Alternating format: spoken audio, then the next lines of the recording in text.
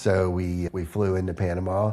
We're shocked by what we found because we just weren't expecting, you fly into Panama City, it's like flying into Miami. And so we spent some time there and just fell in love with it. We bought a couple of condos pretty much immediately.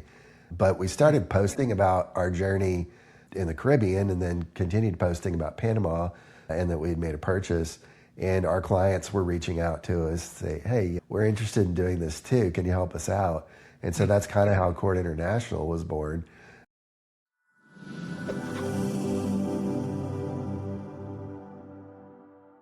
Welcome, my fellow Flowmasters, to another episode of the Cash Flow Authority podcast. I'm your host, Chris Jansen, founder of the Flow Authority, and this show is for high-performing professionals who did everything right. You got the degree, the career, and the income, but you just feel like there's another level waiting. And so here we explore how real estate can become the next challenge worth building so that you can take true ownership of your future and create a life by design. Now, today we're joined by an incredible guest, Mr. Steve Luther, and he's got an awesome story. Excited to have him on today. Steve's the founder of CHORD Real Estate and CHORD International. He specializes in helping Americans diversify portfolios globally. Based out of Nashville, his personal search for world-class healthcare following a severe battle with COVID led him to Panama, and now leverages on-the-ground expertise and vetted local partnerships to provide Americans with a trusted pathway to international residency and real estate investment. So, we can take all sorts of paths with this conversation, but I'm happy to have you on, Steve. Welcome to the show. Thanks. I'm glad to be here. Yeah, you bet. So are you in Panama right now then? Is that where you reside? Are you in Nashville? No, we're in Nashville right now, but actually we head down on Tuesday, which is, I'm not sure when this is going to air. We head down in 4 days, I guess.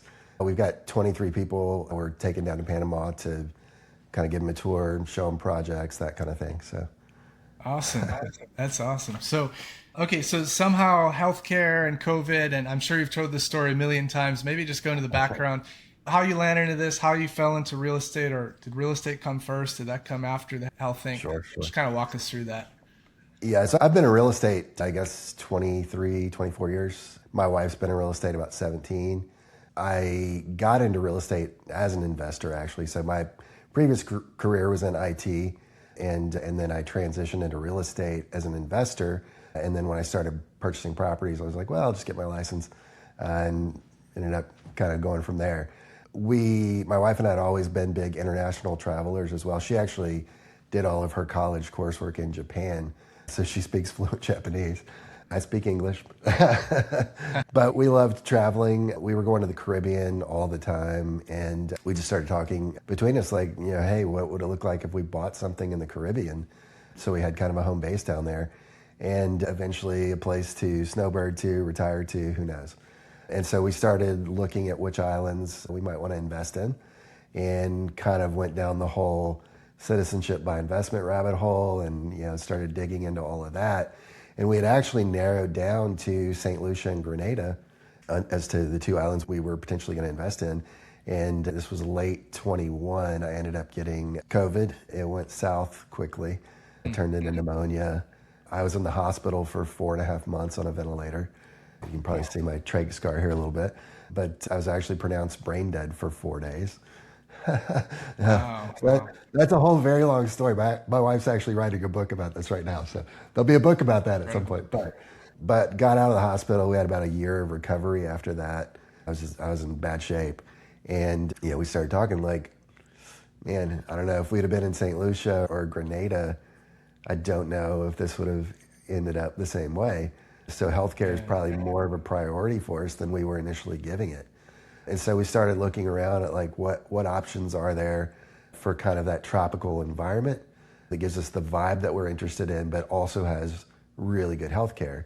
And just through research, we came across Panama, ranks on the top of a lot of lists for international investment, for healthcare, for people retiring there. They have a great retirement program. So we flew into Panama.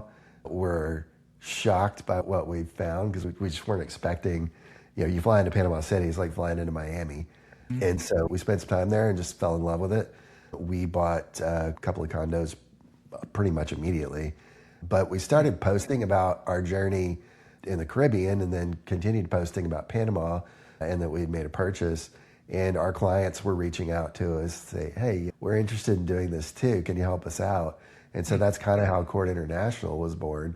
And so what we've been doing with CHORD International is basically vetting boots on the ground. So we're developing our networks kind of across the globe, local real estate agents, property management, attorneys that handle real estate transactions, and also residency and citizenship, vetting the developers. That can be an issue in certain places around the globe, making sure the developers are actually going to complete their projects. So basically vetting everything out, making sure everything is solid, looking at track records and financials and all those kinds of things so that our clients, who are typically Americans, have someone that they can trust that has pre-vetted people that can walk them through the process with the local people as well. So that's kind of how that started. Gotcha. Do a lot of your clients move there? I mean, do they snowboard or just move there permanently, or are they mostly investors? It's kind of across the board. I mean, we have some clients that it's purely about diversifying their investments, not being tied to one economy. There are, some people that look at it as kind of a hybrid of, vacation home and investment property. And some people like us are looking at it as, short-term as an investment, but long-term as a place that we would like to eventually spend a lot more time, retire, that kind of thing. So It's really across the board. Yeah.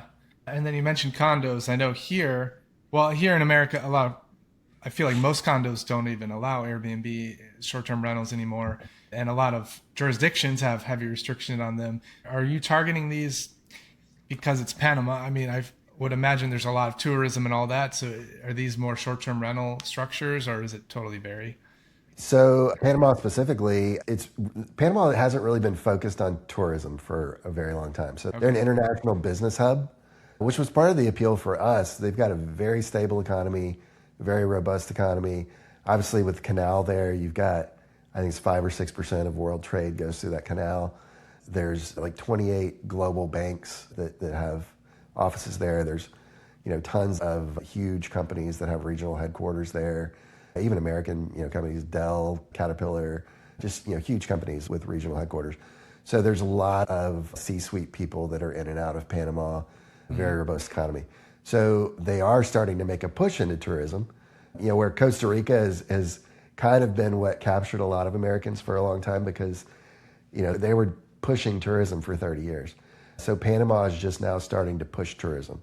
Yeah. That said, there are a lot of projects that allow short-term rental. There are some that are midterm. There are some that are long-term. Again, it just kind of depends on what the investor is interested in. There's an upscale project, for example, where it's pretty much all the C-suite people that rent these out. They're all long-term rentals. So, I mean, there's great returns there, and it's a great project, great potential for appreciation, but it's not a project that you're going to hop down to for a couple of weeks. That's going to be an investment property until you're ready to move there, perhaps. But other projects, they are built as short-term rental projects. A lot of those run as kind of almost like a condo hotel. So they're all kind of managed by one group. And an example of that would be like Margaritaville. It runs through the whole Margaritaville brand. So just depends on what you're interested in, but there are both options available. I might have to share this podcast with my dad because, he's in Florida. He loves the tropics, everything tropical weather, and he loves Jimmy Buffett and all that Margaritaville stuff. So, yeah. And also he's brought up the idea of real estate again. He owned one rental in the day, and he's a tax guy, so he knows obviously that side of the world too. Right. And I think he blames my mom for crushing his dream. Okay, I'm saying way too much on this podcast, but they're divorced anyway, so I don't think it matters. But okay, so I mean, buying internationally, that can be scary for a lot of people. I mean, mostly because us Americans are spoiled here and we just love our country, but also we just don't know anything about any other countries. I mean, let alone people, learning everything here. Is it much different, I guess, buying real estate? I've heard, Mexico, for example, I really don't know much international stuff, but I've just heard in Mexico that if you buy property, you own the property, but not the land, you have to lease the land. So, I mean, how does that work? in Panama and other It, countries and that yeah, kind it of thing? depends on the country. Yeah, most places it is you do own it. You own it in Panama. You go to Asia, the leasehold stuff is a lot more common, although there are condo projects where you can own it outright. It just requires like a certain percentage is owned by a local. And so they build these projects for that reason. But Panama, yeah, you own it, outright. There's no leasing of the land. A lot of countries will have restrictions on like agricultural property or being, a certain distance from a border or those kinds of things. But for the most part, it's pretty straightforward. You know, Costs will differ from country to country. It's like you mentioned Mexico. I think Mexico is like 10% charge at closing, which is a lot more than what you would pay in the U.S. Panama is a little bit less than what you would pay in the U.S. Structure-wise, it's very similar. You know, one of the things you want to do, like if you're trying to do this long-term plan, inheritance, all those kinds of things, you will want to set up local, business structures in the country. So, for example, we're setting up a Panamanian trust to hold our property because you don't necessarily want to assume that, the Panamanian government is going to look at your U.S. trust and do what it says. So the rules are all a little different. So set up local structures in whatever country you're purchasing in. But, for the most part, it's pretty similar. Financing's, a little different. The U.S. has been kind of spoiled on, 30-year fixed financing. You don't really see that in a lot of places.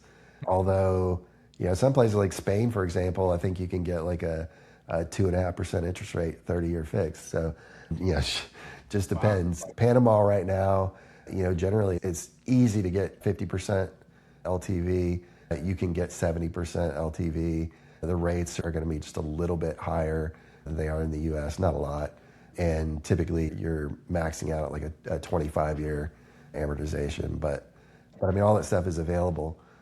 Taxes can be a little different. We have people ask us about write-offs.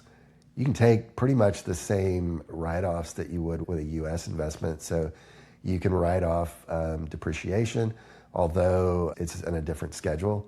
So like, here in the U.S. for residential property, it's like 27.5-year.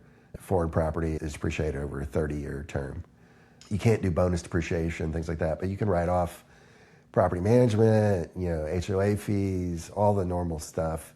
You can even write off property taxes that you're paying on foreign property as a rental expense. You can also write off if you need to go down and, put eyes on the project, do an inspection, meet a contractor, whatever. You just have to be careful with, mixing that with vacation.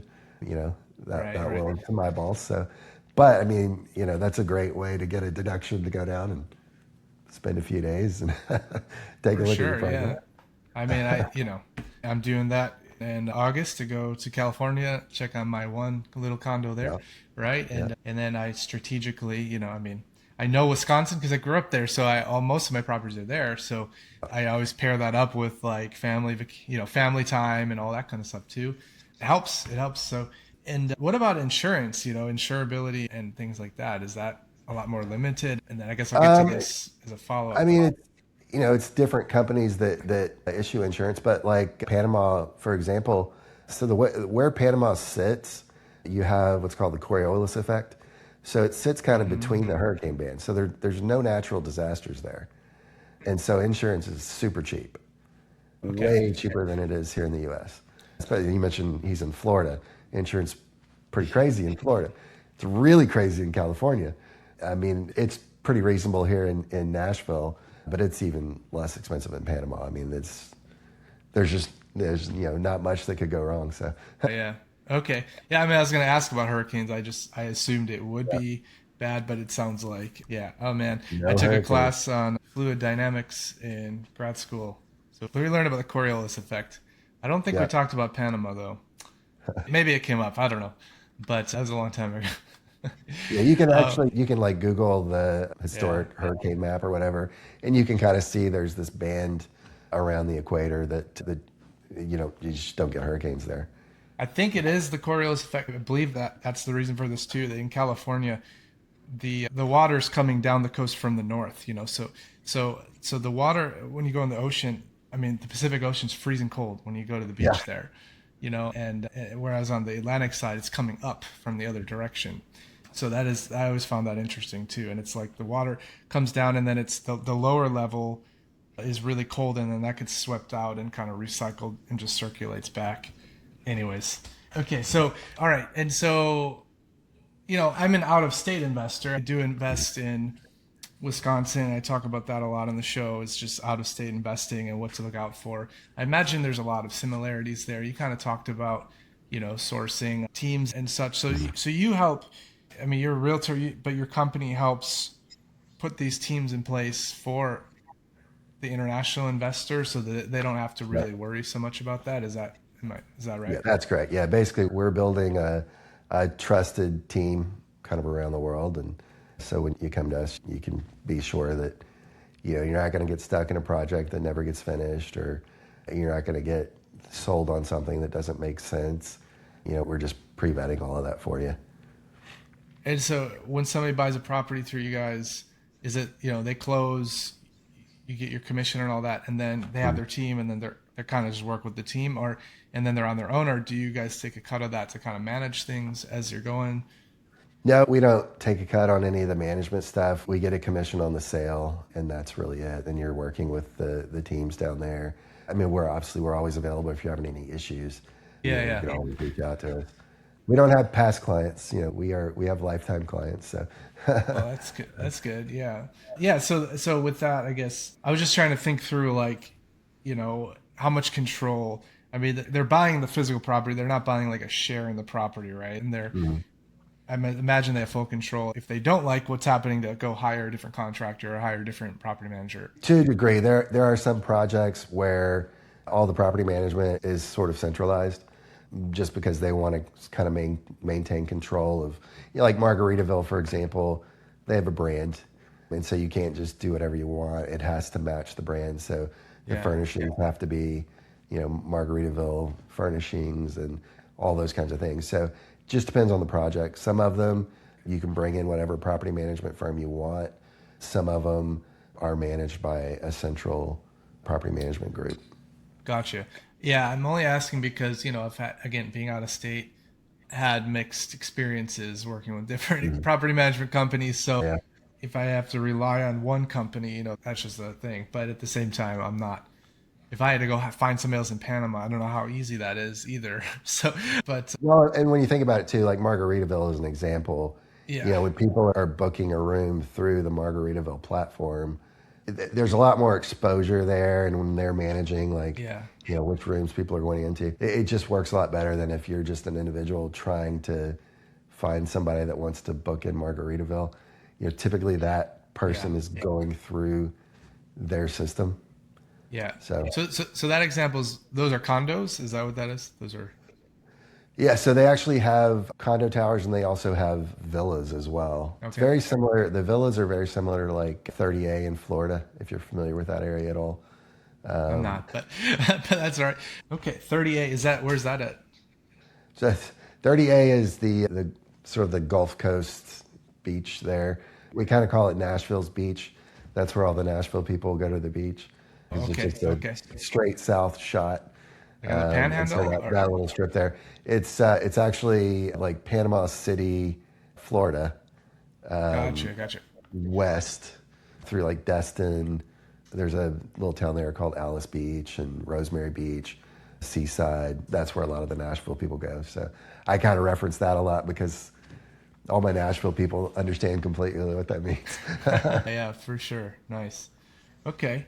Nice. Well, I mean, I love the model and I love the examples. What, when you're talking like, I guess specifically for Panama, it sounds like you work in multiple countries, but maybe for Panama, what kind of capital does somebody need to enter a project like that, and what type of returns, are they seeing compared to what they might see relative, in the U.S.?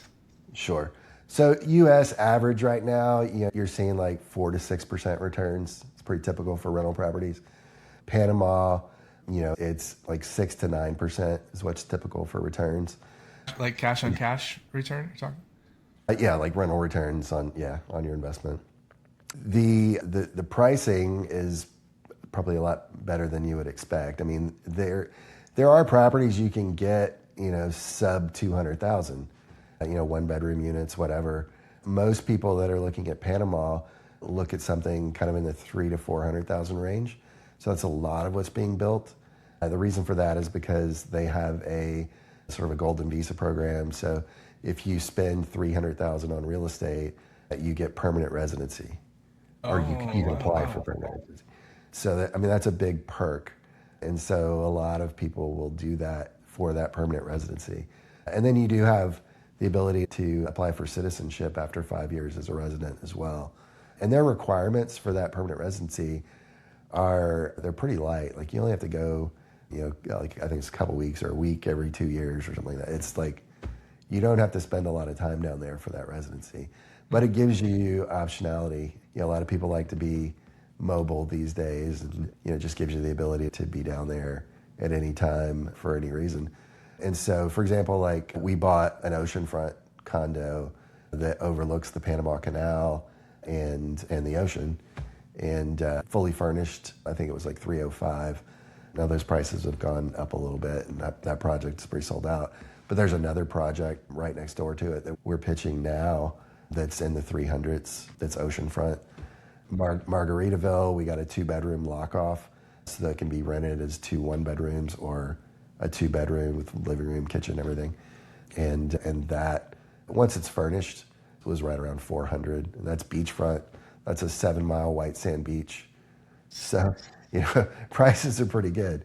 Now there is talk, and they've delayed this once before, there is talk that October of this year, that golden visa program will increase to 500,000. So you'll have to make a $500,000 investment instead of a $300,000 investment, which would be great for appreciation, probably. Get in now. Get in now. Yeah. But yeah, now is a good time if you're interested. When is that supposed to happen? Do you know? October of this year. They've pushed it once before. I think they might push it again, but I don't know. They may not. So it's a big jump. 3 to 5. It's a big jump. So it's a good time to get in for sure. And Panama specifically, it's just kind of, it's positioned itself as like what Singapore was 40 or 50 years ago. And I don't know if you've looked at pricing in Singapore, but it's insane now. So I see Panama City, kind of becoming very similar to what Singapore is. Kind of Miami-ish. You could maybe even call it the Dubai of Latin America. It's got a lot of upside potential. I would expect to see prices double over the next 10, 15 years for sure. Nice. I guess you went down there, you bought your first place during COVID, like 2021, maybe? We bought 23, I guess. Oh, okay. All right. 3 years. And how has your property value gone up at all? Yeah, the property values have gone up. I think the last I looked, roughly about 50 to 60 grand. Nice. So, for what we spent, that's a pretty good increase. Yeah. Well, my condo, actually, I just sold it yesterday. We just closed, thank God.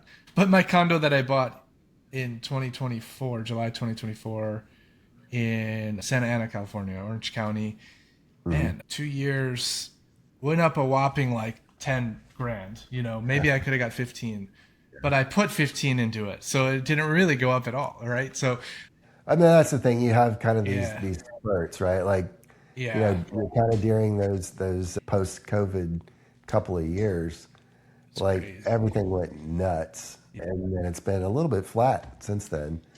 For most areas of the country. Like so recalibrating. Diversifying abroad, allows you to kind of, get stuck in that one economy. For sure. Nice. I like it. What was I going to ask? The other benefit to Panama is the Balboa, which is our currency, is actually pegged to the dollar. So you don't have any issues with exchange rates changing. So you don't have to really worry about managing that risk, where you will have to do that, in some other countries where it's not a one-to-one peg. So a lot of people, as a starting place, Panama is sort of great for Americans because it is very kind of Americanized, and you don't have some of those extra risk that you do in other countries. And can you get around there pretty easily with English, or do you got to? Yeah, I mean, Spanish is their, preferred language or whatever, but most people there do speak English. I've never had an issue with it. If I've been in a place where they were purely Spanish speaking, this is like the most welcoming, population I've ever seen. And they are, everything they can do to help you, they will do. And so, I mean, I'll just pull out Google Translate and it's just fine. But yeah, it's generally not an issue. Most people do. Really around the world, most people speak English now. I think Panama, the students now at this point are required to take English, I think from like kindergarten on.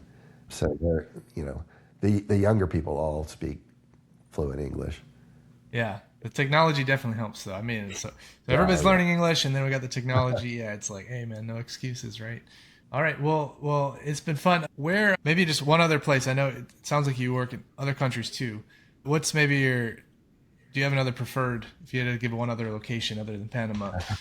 So if someone's interested, we have like a little investor quiz that we'll give them. It just depends on what people are interested in. Like, are you looking for tropical, or are you looking for more, do you want to be in Europe?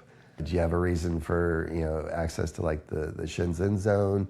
Are you doing business in Asia? You want to look in Asia?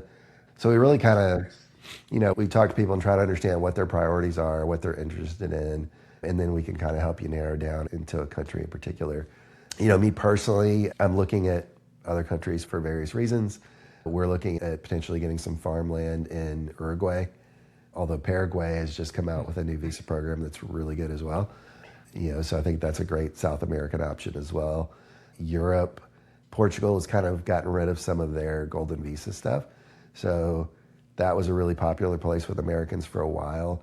It's not really as great anymore, I don't think.